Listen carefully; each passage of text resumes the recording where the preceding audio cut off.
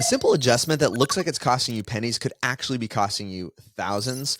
When it comes to SMS or text message marketing, first impressions matter immensely. And after helping over 5,000 people generate over $100 million in the high-level ecosystem, I know a thing or two when it comes to best practices. In this video, I want to cover a look at an ideal build. This could be for reactivations. This could be the first engagement after someone opts into a Facebook ad, whatever it might be. If this is your first time communicating with a lead via SMS or text messages, these little tips are going to make a huge amount of impact when it comes to the effectiveness of your marketing. Let's hop into my screen here. And so I've got a simple workflow that's based on a Facebook lead form submitted. This is pretty common if you're running Facebook ads, but this could be a form submitted on a landing page. If you're doing that, it could be a contact created if all of your new contacts in the system are created that way. But one of these three triggers and filtered down to the specific situations is usually how this workflow starts. And the first action is usually sending an SMS. A couple things that I want to note here. If you are starting off with your messaging here, there's a compliant piece that you need to include, and it's for A2P. It's the language around letting them know how they could opt out of the message here. If you put that at the end, like people commonly do, you'll get more folks to notice it. So I like to sandwich it in the center where it's often overlooked and forgotten. There's this thing called primacy and recency bias. It just says that we're most likely to remember the things that happen first and the things that happen last. And so in terms of your marketing, where you have to do something compliant, like letting them know they need to reply stop or a keyword to opt out of the system, that's not the most important thing. So don't put it first and definitely don't put it last. Squeeze it in the middle there and you'll see all of your marketing improve. I've got a simple little calculator here. I'll link it down below. We built out this calculator to understand the cost of your messaging. And here's a common flow that we might use. And so I'm looking at this and I see it's got 2 segments. It's going to cost me, about a penny and a half there. And it's kind of cool. You can change the countries and see that there. And it works for, you can put markup, whatever you want inside of high level. So most folks will do this and they'll put this message in there first, right? And if we look at the language, hey, this is Matt from HLBT. Just saw you requested a demo. You can reply 0 at any time to stop hearing from us. But I have some openings early tomorrow. If that works for you, is morning or afternoon best? A couple things to note. As I previously mentioned, the first thing I want to do is put my ATP compliance statement in the center, right? That's you can reply at any time to stop hearing from us. The second thing is the language you use matters.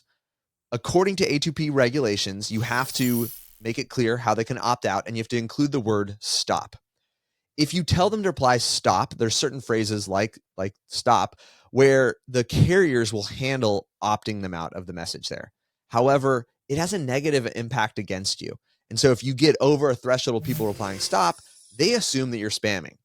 Now, I'm going to assume you are not spamming and you're running some sort of flow like this where they opted in, they checked the box and said, please communicate with me.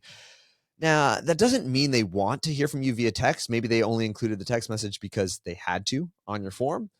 But what we prefer to do is choose a different character, like reply out or reply 0 to stop hearing from us.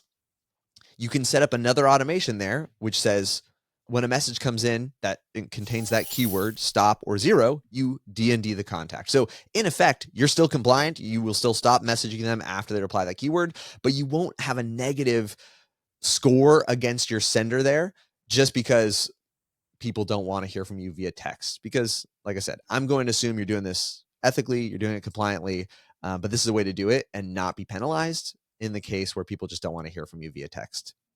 So we put it in the center. We change our language so it's reply 0 at any time to stop hearing from us, right? So because it says to stop hearing from us, the word stop is included.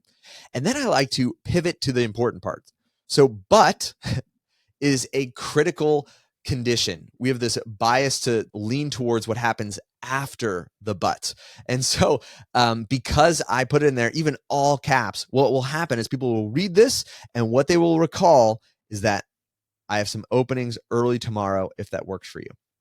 I want to put this in the center, and then immediately pivot to the important thing I want them to pay attention to, which is they requested a demo. So let's talk about what time works best for them to hop on a demo call. The last piece I want to consider is all of this phrase together, because I use the little calculator, I can see it's 2 segments, meaning it costs me the same. Well, it cost me 2 segments. It's like sending 2 messages. And so what I prefer to do is break up my messages into 2 messages and maybe space it with a simple fractional wait. So I can put in less than a minute wait time. So I'll do 0.2. If I did 0.25, right, that'd be 15-second wait. So they're going to send the message 1. It's going to wait 15 seconds. And then it's going to send that second message was, is morning or afternoon best? Why do I do this? Because I want to mimic real human behavior. I'll say in the marketing space, this is a tad less effective because you're a savvy marketer and so you understand automations like this are driving the messages. But if you're going or helping a business that's going direct to customers, they do not assume it's automation. And these little tweaks actually subtly make them feel like it's a human. Why is that important? Because we're not conditioned to respond to businesses. You don't talk back to a billboard. You don't respond to a magazine. And so if the communication feels like it's coming from a business, we're less likely to respond to it. Now, if it feels like it's coming from a person who works at a business, we are more likely to respond to it. So that's what we want to do, is create a scenario where it looks and feels and the behavior mimics a person to get a higher response rate. Because the reality is, if they never respond, it's the same output as if they'd said, no, I'm not interested. And so the first challenge is, can we get them to engage? And that will increase our likelihood that they'll say yes, just by the odds of 100% of no responses turn into no booked calls or booked appointments in this case. And so I want to break it in to some other texts here. And the last piece, bonus in this nurture, if you really want to make it effective, is manufacture a mistake. And so the other way to do this is I could change my language and my copy around here, where I intentionally include a misspelled word and then follow up with what human behavior is, where you might respond again with a little asterisk in the correct spelling there. And so I might say, is morning or afternoon best? And then I'm actually gonna, to make this process a little faster, I'm gonna copy all of these actions, paste it again. I'm gonna add another 15-second wait there. I might even make it faster. Go. Ooh, zero. You got to type in the 0 to get this to work. 0.1 second wait. And then I'm going to go asterisk afternoon. Now, to be clear, by doing this, I've taken a 2-segment sending. I've increased my cost. In the US, the segment cost is right there, 0.079. So I've tripled, or in this case, added a 30% increase in the cost. However, if I see that extra fraction of a penny actually increases my reply rate by 30, 40%, it's so worth it. And so these are the things that we experiment with, is how can we make our messaging feel more human? How can we take advantage of sending multiple segments into multiple messages? Because that feels more human, right? So our initial message sent twice costs us nothing more and will increase the reply rate on it.